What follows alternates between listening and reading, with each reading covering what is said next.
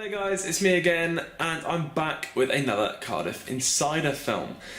Now, Christmas is slowly but surely approaching, the clocks have finally gone back, evenings are getting darker, so that can only mean one thing really.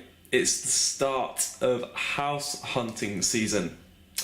So, what better way to get informed than to do a video on it? Okay, so the first point I'd really like to emphasise in this film is do not rush. I know I just said, this is the start of the house hunting season. Yes, it is technically. A lot of agencies release their final housing lists in November, but houses not going to run out, okay? That seems to be the big fresher fear. It seems to be, it's like nightclub promoters. It's like, oh, tomorrow's the biggest night in town, you're going to be a fool to miss out. Oh, don't be left in the queue, that kind of thing. Agencies seem to play on the same fear of being left out, and that just does not happen with houses. Houses don't sell out. In fact, you might actually have a better deal if you wait, because a lot of housing lists actually get updated throughout the year with new properties that may have just come on the market. So it's entirely up to you really. If you're really sure, if you've got your heart set on a house that you think you'd be happy in, then by all means get a signature on the contract. But if you're not, then don't be sucked into all this pressure that you've got to get a contract signed as quickly as possible. You've got to get a house, because it's simply not true. Okay, so my second point that kind of links in with my previous point, don't rush, is make sure you can live with the people you are going in for a house with. Now, I know that sounds really obvious, but it's so easy to get caught up in the freshers bubble, if you like, without really properly thinking things through.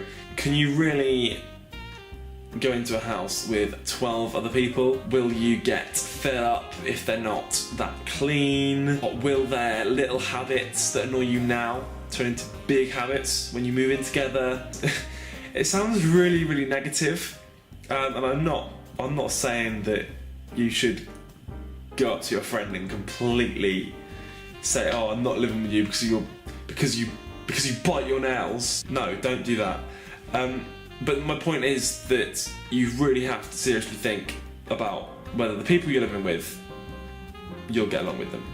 Okay, so my third bit of advice would be do your agency research. Now, I know there's so many agencies in Cardiff. Off the top of my head, Pinnacle, CPS, Cardiff Students Letting Agency, 2let2, the list is genuinely endless. But the most important thing is that whoever you go for, do your research. Even if that research simply consists of you asking a course mate about their experiences with a certain agency, going in with just a bit of background knowledge can be so helpful and make you feel comfortable as well. You don't want to go to an agency completely blind and then find out that they're actually really bad people to work with. From a personal perspective, I went through Cardiff Students Union Letting Agency and they were absolutely great. And to round it all off, they didn't require an agency fee. I think the standard agency fee in Cardiff is £80 per tenant. But if you go through Cardiff Students Union Letting Agency, you get out of this fee. Okay, so once you've picked your agency and you've arranged a few viewings with them, make sure you go prepared. What I mean is literally just simple questions, but the simple questions that you're going to forget. So like, what did last year's tenants pay per month for this property? Another one to ask is about mould and damp and whether the property has a history of those kinds of problems. Catch the current students who live in the property in a corner at some point and just ask them about not only their experiences with the agency and the landlord, but also their experiences with the house in general. Simple things like that can make such a big difference in terms of your final decision whether to go for a house or not. With that also obviously comes the landlord opinion. It makes such a difference if you have a nice landlord.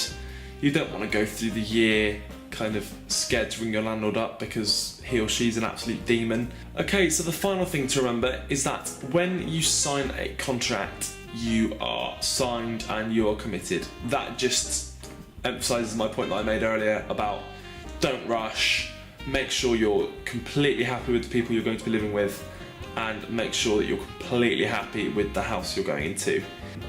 And make sure that anything that your agent or your landlord said they do before you move in is written into the contract. Okay, so I think that's it. I think I've covered all of the most important points about house hunting. But as usual, if you've got any questions, queries, whatever, then please don't hesitate to get in touch with me on the blog or on Twitter and Instagram. I'm at Toby_Mott.